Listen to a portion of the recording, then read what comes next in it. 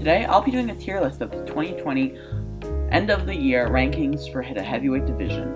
I will be doing top 10 and some guys outside the top 10, just in case you're wondering, oh, who's really close to being in the top 10 and who's a little far off. Okay, so let's get started. I separated into 4 tiers. The first tier is yellow. It is champion.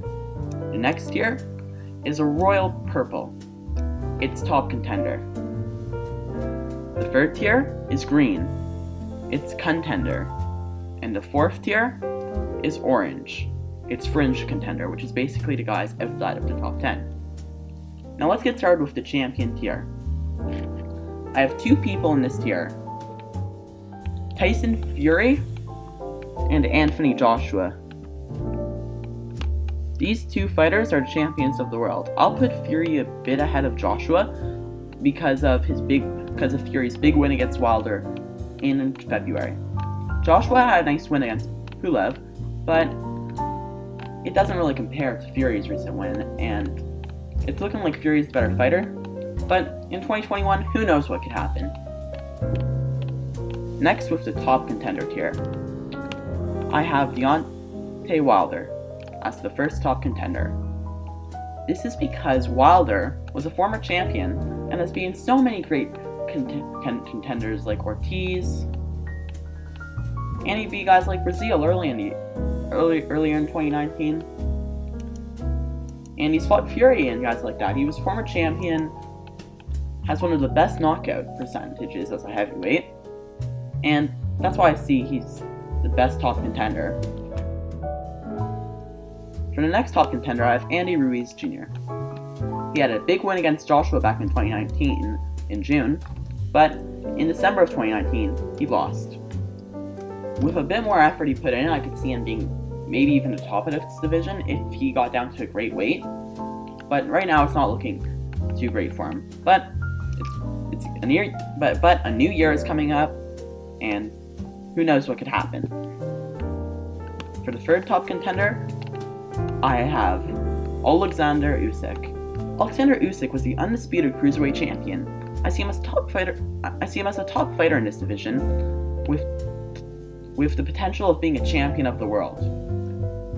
Now, since he hasn't been doing too many things impressive in the heavyweight division, I can't put him much higher than this, but I believe he's the mandatory of Anthony Joshua for his WBO belt, and who knows what could happen.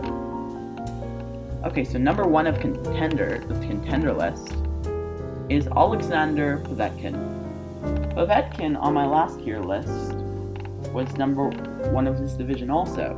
The one big change is he beat Dylan White, but I don't see him as a top contender because look at the guys ahead of him: Wilder, Ruiz, Usyk. He's not better than those guys, but with a couple more big wins, I could see him getting into the top contender tier.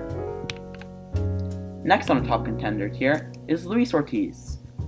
Now Ortiz is coming off a nice first round knockout win, I believe, and before that a loss to Wilder. Ortiz is always someone that you should never doubt.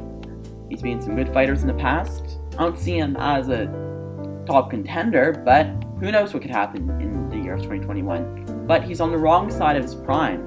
He's 40 years old. There is no right side of 40, as I said in my last video. But who knows? It's a new year. Third on the contender list is Dylan White. Now, Dylan recently had a big loss to Povetkin. I believe there's a rematch clause, and the rematch will be happening, but it was cancelled. I think Povetkin had COVID. I believe. I'm not too sure, but I believe that's the case. And I had him winning the Povetkin fight until he got knocked out. In the rematch, maybe he'll be more disciplined and be able to beat him. But right now, it's not could have. It's where I rank him. Next up on this list is Michael Hunter. I put Michael Hunter at 4th on this list because he's not better than guys like White or Ortiz or Povetkin. But I have moved him up a bit after his recent win.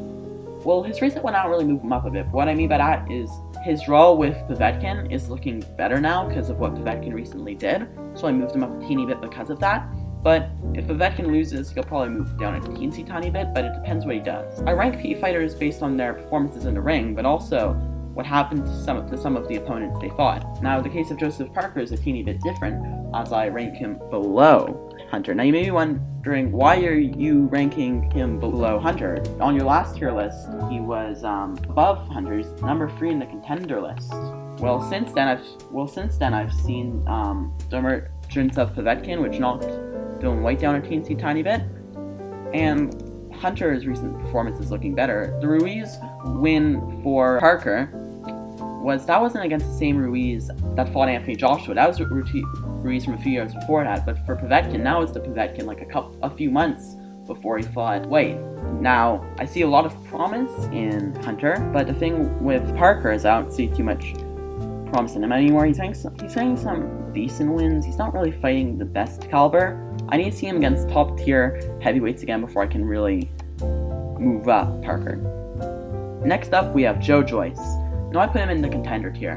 That's because of his big win against Daniel Dubois a month ago. He showed me some promise, but if he wants to get a big piece of the heavyweight title, he needs to act fast. I believe he's a WBO mandatory, so maybe he'd be one of...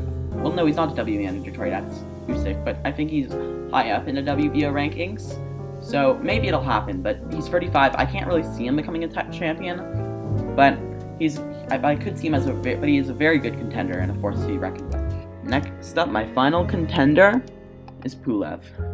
Now, Pulev, I don't really bring him down because I expected him to lose, but yeah, he holds his space, because he holds his spot because I expected him to lose, and I can still see him as a guy who's up here and who could be forced to be reckoned with, but he's getting really up there. I could see him retiring soon, but that's just what I think. Now, the fringe contenders, the guys who are just outside of there.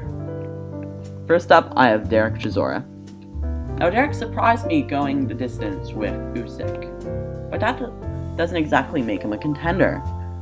He's old, he's a force to be reckoned with, could give any person a tough night, but I just don't see him as a contender anymore. In his prime he was, but he's a little past it's a strong word. Well, he's not as good as he used to be, but he's still a force to be reckoned with. I just don't see him being better than the fighters I just listed ahead of him. Next up is Helenius. I believe that's his name. I know he beat Adam Konecki earlier this year, but I need to see more of him before I can give him the contender status. Next up, we have Daniel Dubois. I can see Daniel Dubois as a contender in the future, but right now after that tough defeat, I can't keep him as a contender. He used to be a contender on my last list. Again, I learned more about boxing in the span of months, and I realized he was a fringe contender also, and his ranking, if I had to re-rank my last tier list at that exact same time, I'd put him probably at the top, him and Joyce at the top of the fringe contender list if I would redo my old tier list. But right now, after that loss to Joyce, I see him being knocked down a couple pegs or spots. Next up, I got Charles Martin. Charles Martin had a nice win against Gerald Washington earlier this year, but I can't see him being better than the fighters which I just listed ahead of him. He was a champion in his prime. I don't think he deserved the belt, but politics of boxing, weird things like that happen.